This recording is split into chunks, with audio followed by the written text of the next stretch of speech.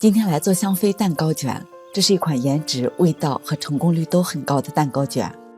我会分享制作过程中的一些要点，完整的配方图放在视频的最后。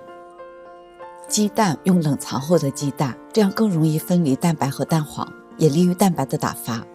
需要注意的是，放蛋白的盆一定要无水无油，蛋白中不能有一点点蛋黄的存在，否则会影响到打发的效果。我们先来做蛋黄糊，把牛奶和玉米油混合在一起，搅拌至完全乳化，然后加入低筋面粉，搅拌至没有干粉。家庭版蛋糕面粉的用量很少，所以面粉是否过筛不是成败的关键点。如果你做的量比较多，面粉建议过筛一下，可以搅拌得更加均匀。最后加入蛋黄，继续搅拌，得到的是一份流动性很好的蛋黄糊。接下来我们先预热烤箱，再打发蛋白。这次我用的是长地 S1 风炉平炉一体机的平炉模式来烘烤，上下火预热至155度。预热烤箱的时间来打发蛋白，给蛋白中加入少量的柠檬汁，可以去除蛋腥味，也可以帮助蛋白的打发。白糖一次加入或者是分3次加入都可以，它在蛋白霜中起着支撑的作用，因此不建议减少糖的用量。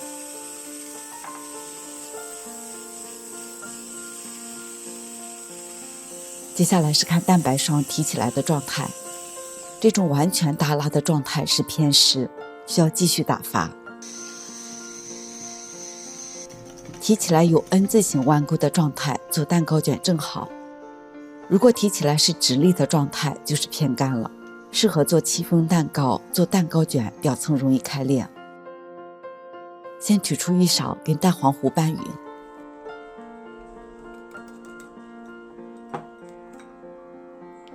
然后倒入剩余的蛋白霜中。整个搅拌的过程用翻拌和划 Z 字的手法交替进行。搅拌好的蛋糊流动性不强，但是很细腻。从高处倒入烤盘中，简单的摊平，然后左右晃动，上下震动，震出内部气泡的同时，表层也就平整了。从中心往两边对称的挤上沙拉酱，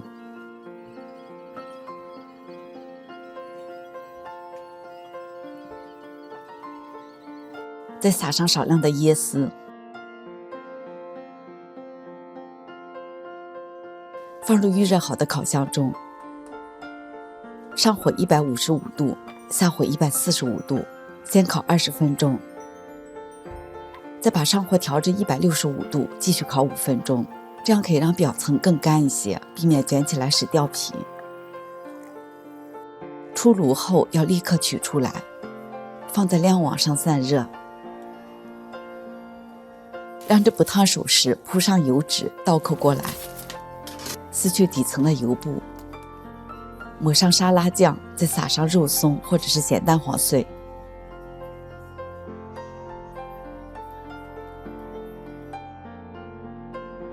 记住擀面杖把它们卷起来，在卷的过程中注意2点：一是另外一边靠墙，给它一个支撑点，避免滑动；另外一点是要隔着油纸卷，如果徒手去卷，手动过的部位会出现坑或者是裂纹。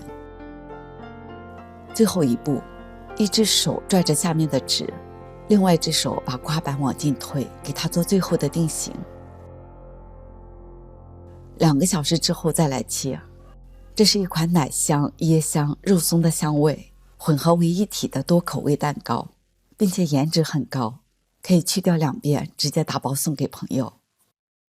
我是小敏，喜欢我的视频帮我点赞、关注和转发，下期我们再见。